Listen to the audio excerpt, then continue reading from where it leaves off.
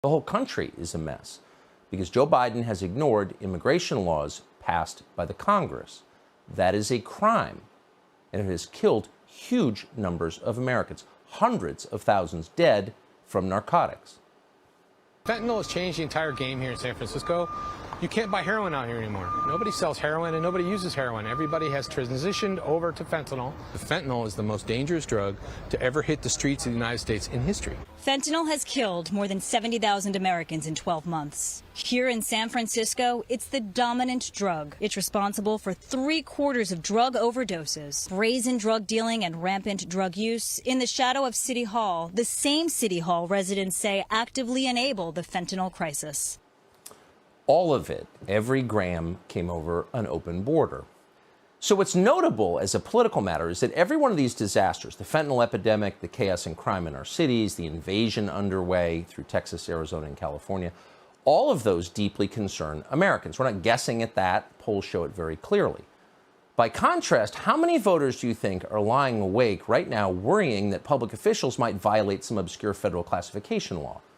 None. Not a single person. No one outside Washington cares or even understands the issue. And yet, it is classified documents, not our open borders, that the Justice Department is punishing Joe Biden for. Why is that? What's going on here? Well, it's simple. Washington is protecting itself. Joe Biden alone is responsible for this crime. He alone took home classified documents. He didn't have help in doing that. But allowing the country to be invaded, that's not something you can do by yourself. So if Biden were to be taken down for opening the southern border, a lot of other people would go with them. He had a lot of accomplices. Permanent Washington doesn't want that. And ultimately, and here's the point, permanent Washington is in charge. It's not the democracy you imagine. We're seeing that now. So if you want to understand, if you really want to understand how the American government actually works at the highest levels, and if you want to know why they don't teach history anymore, one thing you should know is that the most popular president in American history was Richard Nixon. Richard Nixon. Yet somehow, without a single vote being cast by a single American voter, Richard Nixon was kicked out of office and replaced by the only unelected president in American history. So we went from the most popular president to a president nobody voted for.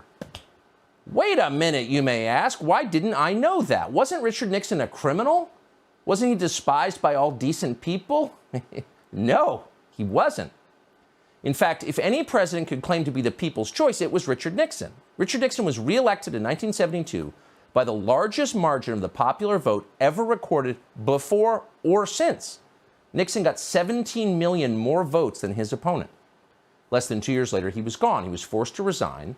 And in his place, an obedient servant of the federal agencies called Gerald Ford took over the White House. How did that happen? Well, it's a long story, but here are the highlights, and they tell you a lot.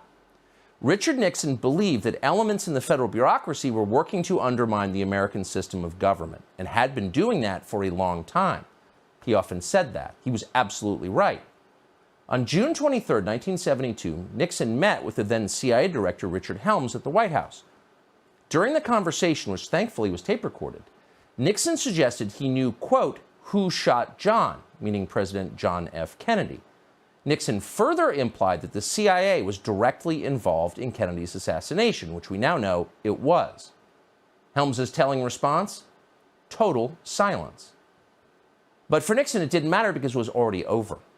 4 days before, on June 19th, the Washington Post had published the first of many stories about a break-in at the Watergate office building. Unbeknownst to Nixon and unreported by the Washington Post, 4 of the 5 burglars worked for the CIA. The first of many dishonest Watergate stories was written by a 29-year-old Metro reporter called Bob Woodward. Who exactly was Bob Woodward? Well, he wasn't a journalist. Bob Woodward had no background whatsoever in the news business. Instead, Bob Woodward came directly from the classified areas of the federal government. Shortly before Watergate, Woodward was a naval officer at the Pentagon. He had a top-secret clearance. He worked regularly with the intel agencies. At times, Woodward was even detailed to the Nixon White House, where he interacted with Richard Nixon's top aides.